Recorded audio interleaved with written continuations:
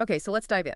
What if the heaviest thing you're actually carrying isn't your past itself, but how you think about it? Hmm. Our deep dive source today really tears into this idea of the victim narrative. Mm. It describes it not just as like a mindset, but almost like this comfortable but really suffocating shroud, you know? That's a powerful image, isn't Mm. it? And the mission for this deep dive, really digging into the material you shared, is to explore how we can actually transform that past, Yeah. that history, into something totally different, into Okay. destiny. Okay. And it pulls in some really potent ideas, especially insights that seem to align pretty closely with Dr. DeMartini's kind of understanding. Right. So, okay, let's unpack that. The core shift we're really looking at here is moving from that feeling, Mhm. that sense that things just happen to Yeah, you. like you're just reacting. Exactly, just tossed around by events. Yeah. Moving from that to seeing how maybe, just maybe, they Um, actually happen for you. That I feels like a massive leap. It is. It really is, because the victim narrative, as the source describes it, is basically letting everything that happened before Right. just clamp down on your present Yeah. and your future. Right. It's getting stuck dwelling on what was done to you, Yeah. what you lost, how you were wronged. And look, acknowledging pain, that's absolutely vital. We have to do that. Sure. But getting stuck in that loop, it means your whole identity starts to get defined by what happened back then, not by who you're actively becoming now. So fundamentally then, is it about like a failure to see something else that's going on, something maybe deeper? Exactly. The material points to it as a failure to perceive the inherent balance in things. Balance. Okay. Think of it like this. According to this viewpoint, every single experience, no matter how tough it feels, it contains two sides. There's the difficulty. Yeah, the thing we see is negative, Mm-hmm. but there's also an equal and opposite positive. A hidden benefit, maybe, or an opportunity, a chance for empowerment. The victim state just gets fixated on that negative side of the coin. Ah. So it's like you're blind to the flip side. Completely blind. Blind to the potential for growth or empowerment that's actually always there, just maybe hidden. Okay, so that to me versus for me shift.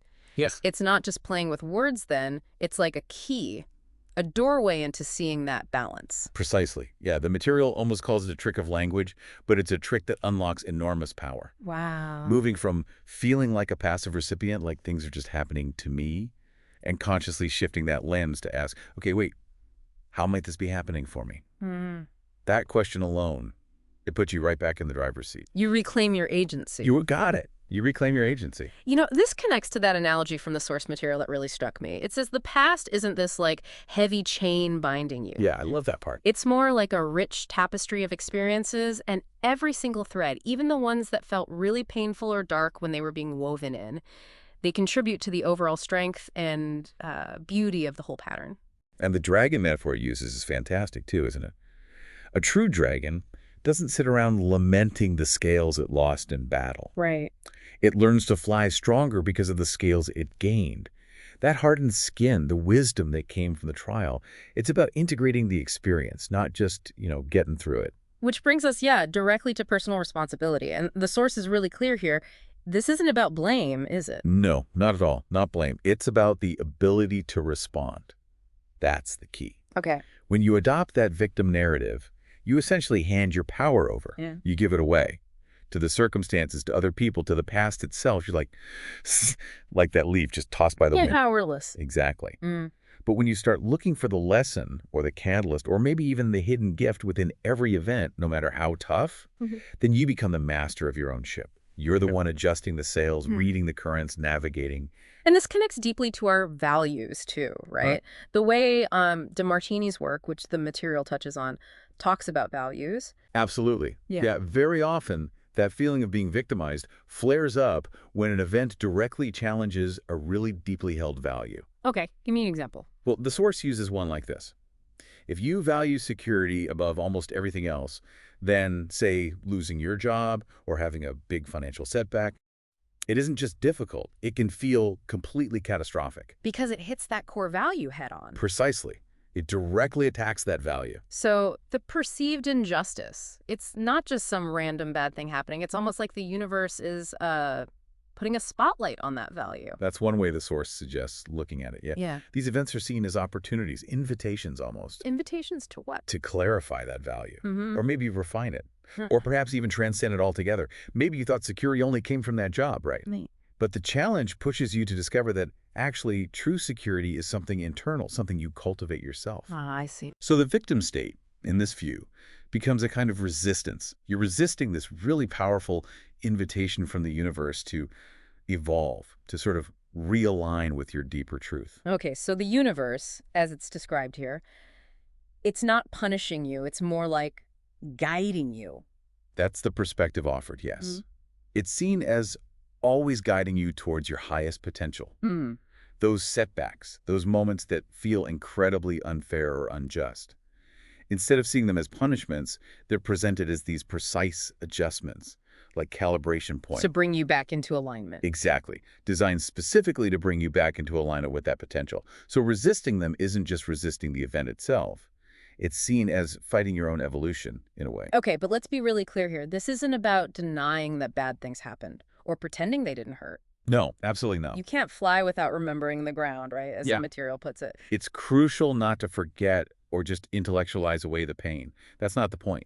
It's about reframing your history. Reframe. Yeah, it's an active process. It's about deliberately seeking out the wisdom you gained, the resilience you had to find within yourself, the newfound clarity that eventually emerged, even from the darkest times. So those experiences, however painful, They didn't just happen to you. They equipped you. They gave you unique strengths, new perspectives, maybe a depth of compassion you wouldn't have had otherwise. They are, as the source puts it, the actual raw ingredients for your future triumphs. okay, this sounds incredibly powerful as a concept. Yeah. But how do you actually do this shift? How do you make it practical? The material lays out an exercise, right? Calls it the architect of your story or dragon trial. Yes, it's a really practical three-step process. It's designed to help you consciously re-engage with your past in this new way. Okay, step 1. Step 1 is the old narrative. You choose one specific event, something where you felt really wronged, powerless, like a victim, and you actually write down the story of what happened from that perspective. So you lean into the victim feeling first.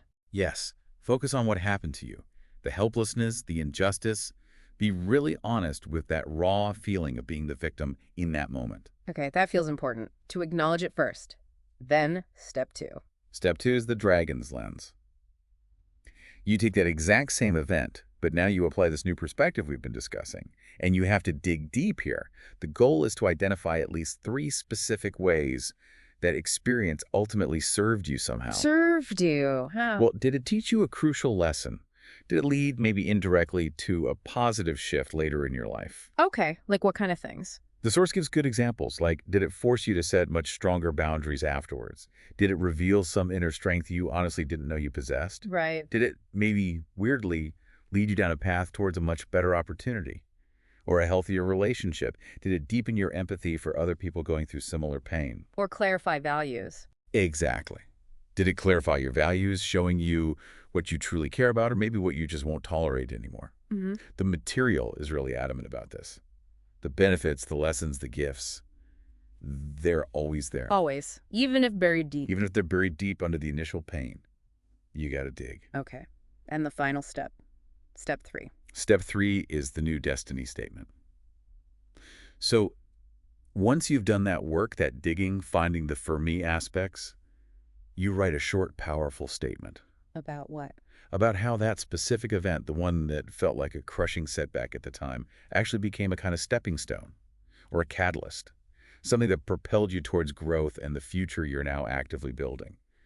It should reflect your newfound sense of agency and purpose regarding that event. Wow. So that whole exercise, it's really about making a conscious, deliberate shift in how you see things. Exactly. It's about reclaiming authorship, taking back the pen for your own story. Your destiny isn't some pre-written script you're just stuck following. It's being forged, like right now, through your conscious choices, and crucially, through how you choose to perceive and integrate everything that's happened before. So what does this all really mean for you listening right now? I guess it means your past experiences. Yeah. If you look at them through this different lens, they aren't just dead weight holding you back. No, they're resources, incredibly valuable resources. Yeah. And, the source leaves us with this really provocative thought to just sort of sit with. What's that? What if your history, your whole past, Yeah. isn't actually a burden dragging you down at all? What if it's more like a meticulously crafted treasure map, Yeah. guiding you directly to your greatest potential? That's something to think about. So consider this. Which tattered cloak of victimhood, woven from those old stories of things happening to me, might you be ready to finally cast off? Yeah. And what magnificent future could you start actively forging right here, today?